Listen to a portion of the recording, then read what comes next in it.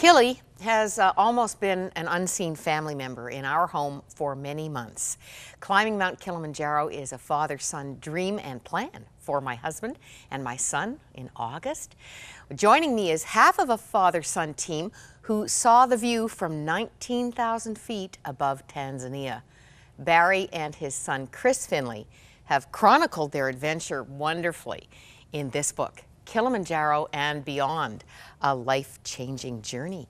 Welcome from Ottawa. Thank you very much. Nice to be here. And yeah, just in case you're wondering, there's definitely a likeness with your brother Mel Finlay, who visits us very often with Nation at Prayer.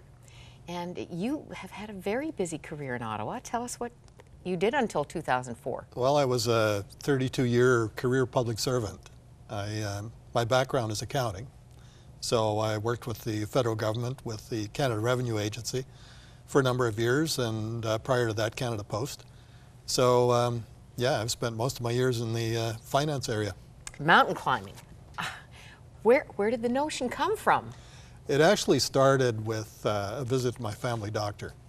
I went in shortly after I retired. I went for a physical, my annual checkup, and he told me my triglyceride levels were elevated.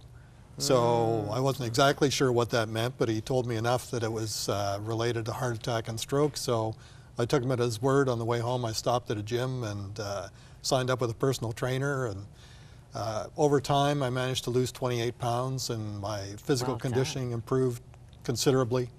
My trainer thought that I should be able to do everything that she can do, in spite of the fact there was a 30-year age difference.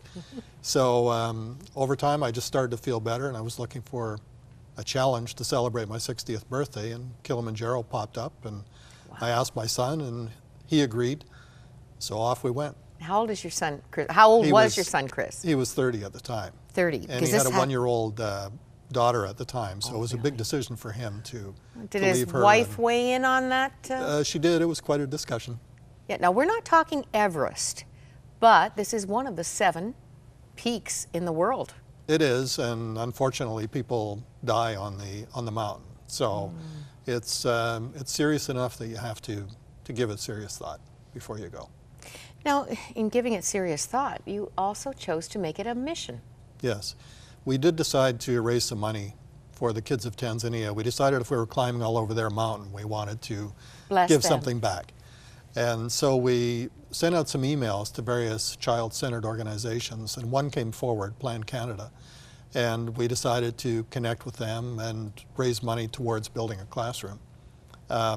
Over time, it didn't take very long, and we had enough to pay for the classroom. We decided to increase the project and raise money towards drilling a well in a small community called Mwanza, which is on Lake Victoria, about an hour's flight from Kilimanjaro. What I've heard is that the folks most likely not to summit are the really fit guys, because they go too fast and the altitude sickness defeats them.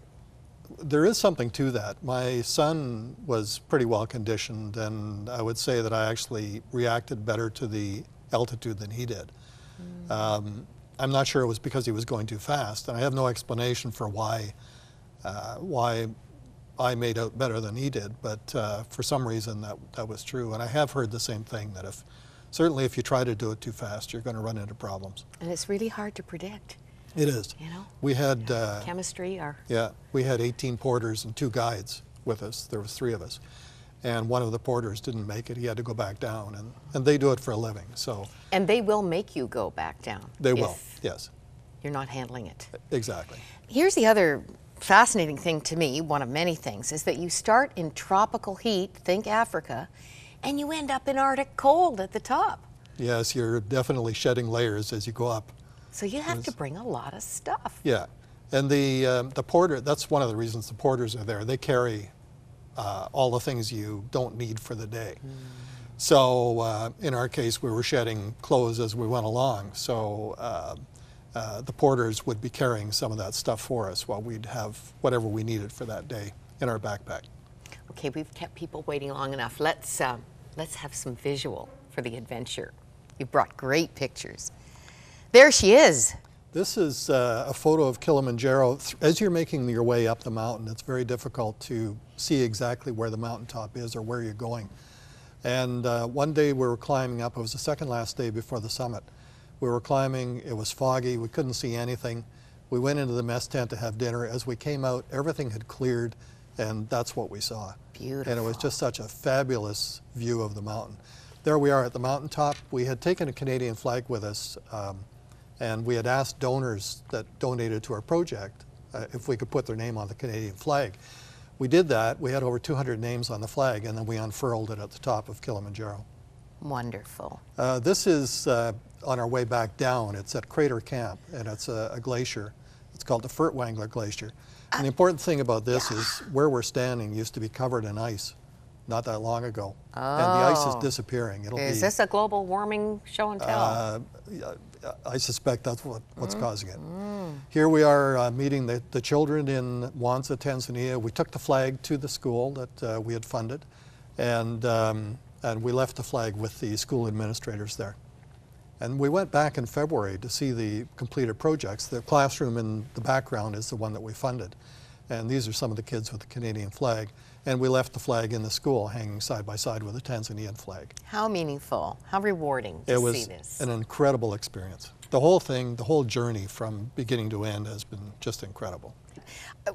One of the challenges I hadn't thought about, I read about in your book, marauders. Marauders.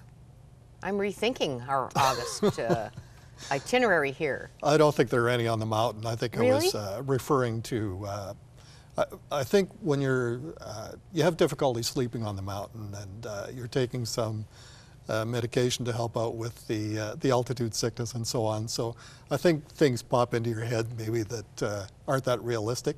But at one point we heard some noise in the middle of the night. I heard some noise in the middle of the night. That was the first thing that popped into my head. But I think what it really was other climbers leaving to summit. This is a popular notion, summiting Kili. What was your biggest challenge or surprise? Well, the biggest challenge initially was getting fit enough to do it. And then actually on the mountain, the last 600 feet are just a killer. It's, by that time you're tired. The altitude is, you're breathing about 50% of the oxygen that we're breathing now. And you start in the dark, don't you, on that last climb? We actually didn't. Many people do, but we actually started at 6 a.m. So there was a layer of snow on the ground, and there was enough moonlight that we could see. And so, yeah, you're just putting one foot in front of the other, just plodding along, making your way up to the top of the mountain. The next biggest thing for me was coming down. I didn't have any pain at all going up the mountain. Coming down, my feet hurt, my knees hurt, my calves hurt, and it took a while to get over that.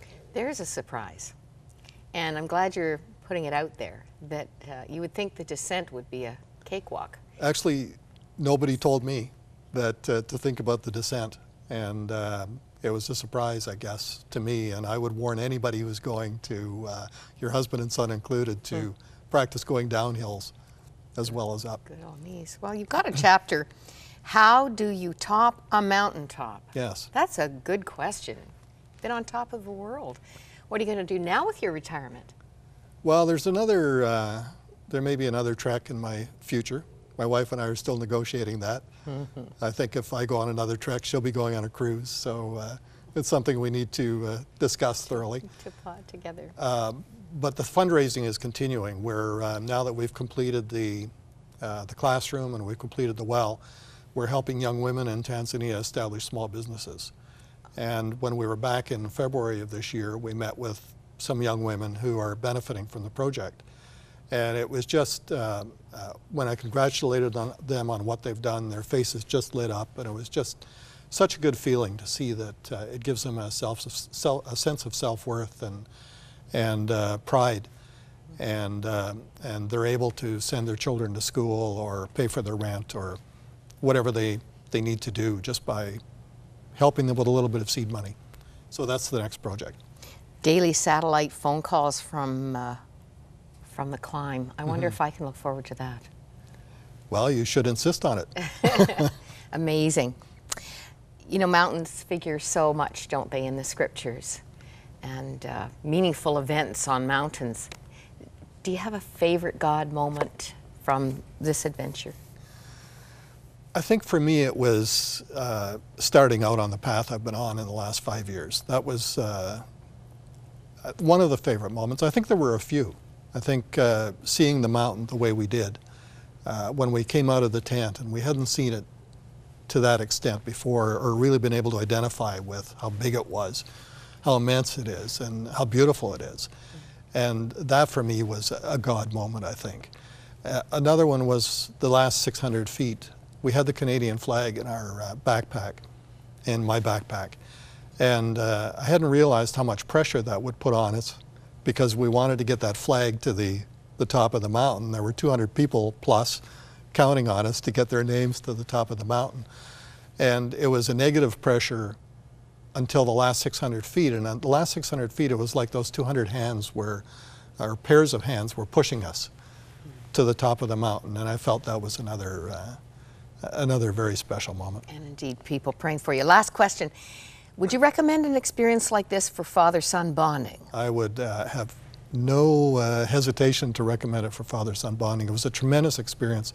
My son and I get along very well anyway, but we had discussed what on earth we were going to talk about for 7 days on a mountain, being stuck in a tent together and climbing together and so on. But it turned out to be not that difficult, and we probably had the same disagreements on the mountain that we would have had anywhere else. And it was just a tremendous experience for the two of us. Well, and how wonderful. How long did it take to write the book together? Actually, the book didn't take long. It was an experience I lived, and my wife and I were in Florida, and she gets up a little later than I do, so I wrote most of the book early in the morning, and it really came together quickly. Right. And Chris's portions are in a different font.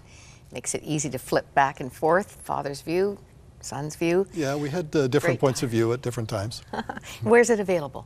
It's available online at Chapters Indigo, Amazon.ca, through my website, Which is? At www.plankilimanjaro.blogspot.com. People are going to be looking to you for counsel for their Kili adventure. I'm happy to offer whatever I can. Very thank you, and thanks to Chris. Thank you very much. God bless you as you continue your retirement. I think it's a retirement. Stay tuned. We'll be back.